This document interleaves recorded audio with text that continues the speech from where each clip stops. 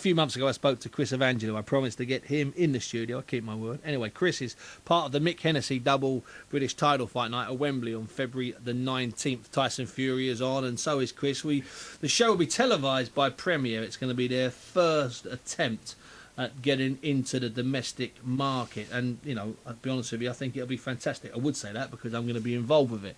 But, you know, the fact that Premier are not just screening something in the middle of the night, they're doing this live, 2 British title fights and several big names or decent upcoming names underneath is fantastic. Anyway, I've kept my word. I'm running out of time, but I've managed to get Chris and his father. Let me just get this right.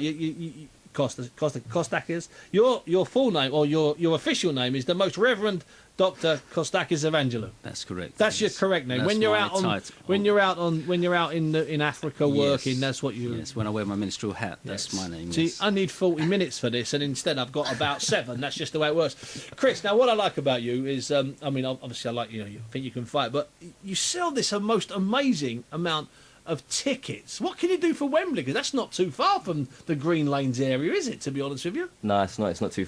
It's not too far at all. Few hundred for this fight.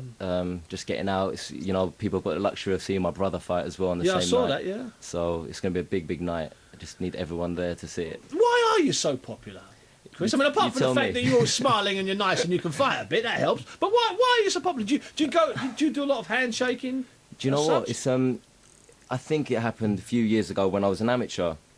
A lot of amateurs don't really tend to tell people they're fighting. They just go and have the fight. Me, I shouted it. It was always on Facebook, and every time I was fighting, I had 50, 60 people there. My second Which is good fight, for an amateur. Yeah, definitely. My second fight, I had about 50 people there, including a few celebrities from, just networking and stuff. And I knocked the guy out in the first round. So and that gets more. That gets more, of course. And then every time I'm fighting and just put it out there, just get known. Are these boxing fans or are these guys that like men and women that like a night out?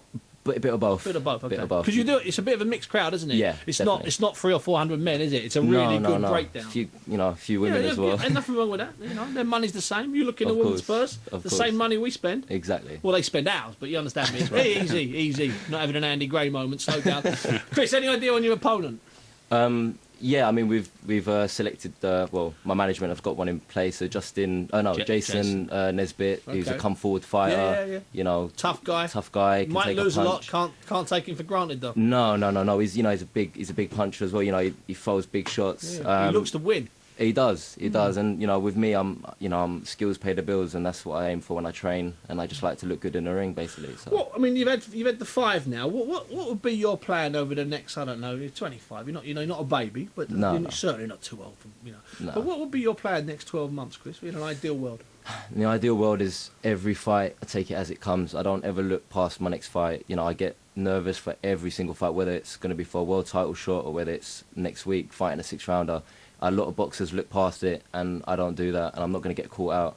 Whoever's put in front of me, I concentrate on him, and I try and stay unbeaten, because that's the aim of the game. And for the next 12 months, get to 10-0, something like that, and go for a domestic title in the year. Because funnily enough, Kostakis, it seems to me that when you've got a really popular fighter, you've got to keep them unbeaten. It's even more important to keep them unbeaten because people that don't really know about boxing, they don't want to go. They don't want to go and see a guy who lost his last fight. They want to go and see a guy who won his last and won his previous 5, 6, 7, 8. That's right. No, are you heavily involved with the ticketing and the shaking of the hands? Yes. I think you are. Yes, I do a lot of work quietly behind the scenes. But you need a corner as well, aren't you? Sorry, You're in the corner as well. Yes. Yeah. I run a lot of community projects. We run a boxing club as well, Edmonton Eagles as well.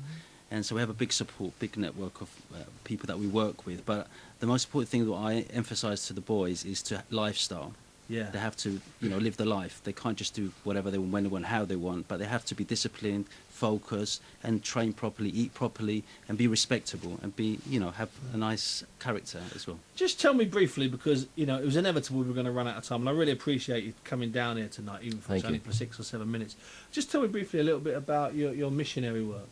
Well, I do a lot of work overseas. I president a council called the Atheist Church Council, which is an umbrella council that oversees churches predominantly in Africa, and we do a lot of humanitarian work as well. We funded a clinic in the eastern part of Ghana. dormitory for orphanage in Uganda. We've spoken and ministered in Portsmouth Prison in South Africa, Cape Town. I've been in the prison, spoke to the inmates. So I do the work I do is very diverse. I've even been to Rwanda with the Hutus and Tutsis and worked together with ministers from reconciliation to get them together. So I do a lot of humanitarian work as well as the ecclesiastical work, and also I'm heavily involved with youth and with sport. And what about you, Chris? Could you see yourself following in your father's footsteps? Yeah, well, I mean, that type of thing. Yeah, do you know what? I love doing it. And me and my brother had a taste of doing charity work just before Christmas. We raised about $2,500 for cancer, a cancer hospice, and other charities as well. And you know what? You don't get a feeling like that, a buzz of helping people that need that help. You know.